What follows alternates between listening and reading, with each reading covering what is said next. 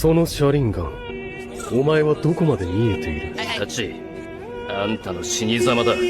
Yo les petits potes, aujourd'hui moi le grand dieu grec Apollon va vous présenter 4 personnages d'animé qui paraissent tout fragiles au début par leur design et leur comportement. Tu les prends pour des losers puis ils te montrent c'est qui les boss à la fin en te dévoilant une puissance qui dépasse l'entendement, ben oui. D'ailleurs dans les commentaires dites-moi quel est votre personnage préféré de cette liste, c'est très important, je compte sur vous. Tout d'abord, je tiens à remercier Airwas de m'avoir fait une superbe bannière, n'hésitez pas à aller la voir et à me dire ce que vous en pensez. Je vous mets aussi la chaîne Airwas dans la description, n'hésitez pas à aller checker. Et si vous avez besoin d'une bannière, n'hésitez pas à le contacter. D'ailleurs les amis, si on faisait un petit jeu, dites-moi dans les commentaires pour vous quel est le personnage le plus cheaté dans les animés, le plus abusé, le plus overpowered.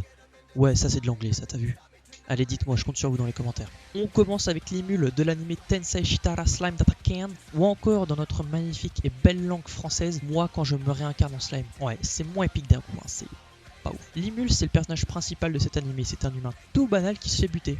Non, c'est pas une blague, il s'agit bien des premières minutes du premier épisode. Puis après sa mort, il se retrouve dans un monde fantastique réincarné en slime. Donc à la base, un petit être fragile, sans défense, tout mignon, ce qui est logique. Puis, comme dans un jeu, il va posséder des capacités spéciales qui lui sont propres et qui vont le rendre surpuissant par rapport aux autres habitants de ce nouveau monde. Alors je saurais pas trop vous dire pourquoi, mais j'ai clairement surkiffé cet animé. C'était un réel plaisir de le regarder. Le fait que le perso soit trop fort et que tout le monde y joue beaucoup, évidemment. Mais ce que j'ai particulièrement apprécié, c'est qu'au début, le personnage est tout seul, puis au fur et à mesure, il va rassembler d'autres personnages autour de lui, dont certains qui sont overcheat également, et il va créer son propre village, son propre royaume, qu'on va voir grandir et s'imposer au fil des épisodes, et ça j'ai bien aimé, genre vraiment. Donc toi aussi tu vas aimer. Ouais, cet animé est un isekai aventure, fantasy, magie, monstre, dont une saison est actuellement sortie avec 25 épisodes, la deuxième saison est prévue pour début 2021.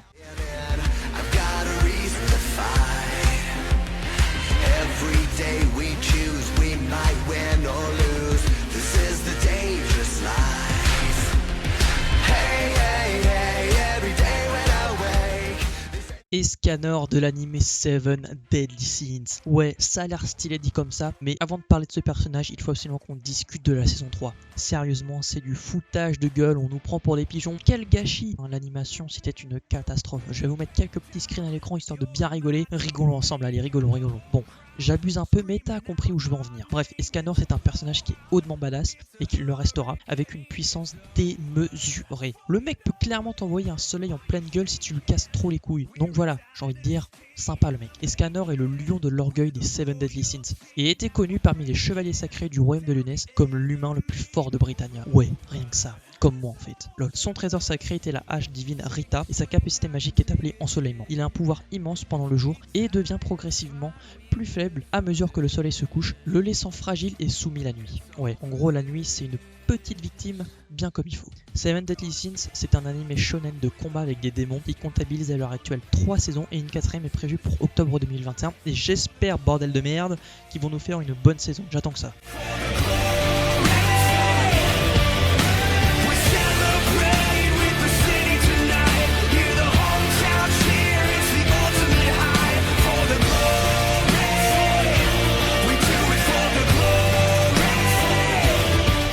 Nagisa, le personnage principal de l'anime Assassination Classroom. Alors Nagisa, c'est un élève de la classe E de son collège, ce qui signifie qu'il fait partie des moins bons élèves, n'ayant absolument aucun talent. Ouais, c'est très dur. Nagisa est un jeune adolescent frêle de 1m59. En plus au début on peut vraiment se poser des questions de savoir si c'est un homme ou une femme. Hein. Son chara design laisse le doute. Hein. C'est un élève qui est calme, discret, amical et courageux. Au premier abord il ne se détache pas des autres et ne se démarque pas. Mais il s'avère être également un assassin naturel et le plus doué des assassins de sa classe avec Karma. Pour vous donner le contexte, l'histoire se déroule au collège de Nagisa. Koro Sensei est une étrange créature qui déclare avoir subitement détruit 70% de la Lune. Il prévoit ensuite de détruire la Terre en mars prochain pour des raisons inconnues. Il se présente ensuite au gouvernement japonais et annonce vouloir devenir le professeur principal de la classe 3ème E du collège de Nagisa pour pouvoir les former en tant qu'assassin et éliminer une cible bien particulière, lui-même, leur propre enseignant. Ouais, tuer son prof quoi. Les élèves de cette classe auront donc pour objectif d'assassiner leur professeur afin de sauver la Terre. La récompense étant de 10 milliards de yens. Donc autant te dire que les études là t'en as plus rien à foutre, hein. Tout ce qui compte c'est buter le prof. Cependant un problème se pose. Koro Sensei est 20 fois plus rapide que la vitesse du son. Donc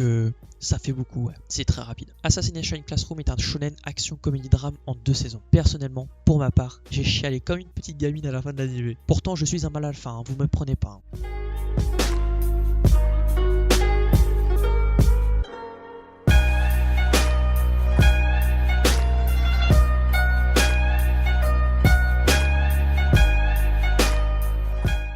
Shigeo Kageyama ou Mob, tout simplement c'est son surnom, de l'anime Mob Psycho 100 que vous connaissez peut-être. Alors cet anime peut paraître très spécial par le chara-design des personnages qui est un petit peu absurde voire grotesque mais qui colle parfaitement avec l'histoire. Sans ça ce n'est plus Mob Psycho 100 en fait. Enfin ici on va s'intéresser au protagoniste principal qui est Shigeo Kageyama. Alors la première chose qu'on remarque quand on commence cet anime c'est que le personnage principal n'inspire mais absolument pas du tout la confiance, la puissance et toutes les autres caractéristiques des héros de shonen badass. Shigeo est d'apparence simple et n'attire pas du tout l'attention. Cependant il possède une énorme puissance, un pouvoir de médium. C'est-à-dire qu'il peut chasser les esprits mais ne l'utilise que pour son travail et il pense que ses pouvoirs ne sont pas très utiles au quotidien. De plus il préfère aussi éviter de les utiliser en public car sa trop grande puissance peut infliger des conséquences négatives aux humains normaux. Mais lorsqu'il subit une trop grande pression et lorsqu'il est poussé dans ses derniers retranchements, il atteint le palier des 100% qui lui permet de déchaîner sa totale puissance tout en la contrôlant. Il devient alors un monstre de puissance proche de celle d'un dieu finalement. Mob Psycho 100 est un manga écrit par One, c'est le même auteur de One Punch Man, du genre action surnaturelle et humour. L'anime comporte 2 saisons de 12 et 13 épisodes respectivement par le studio Bones. Donc je peux vous dire que l'animation est absolument incroyable et d'ailleurs l'anime est connu pour ça. Voilà les gens, la vidéo est terminée, j'espère qu'elle vous aura plu. N'hésitez pas à lâcher un petit like si la vidéo vous a plu et à vous abonner, ça me ferait super plaisir. Et je vous dis à la prochaine, ciao les gars.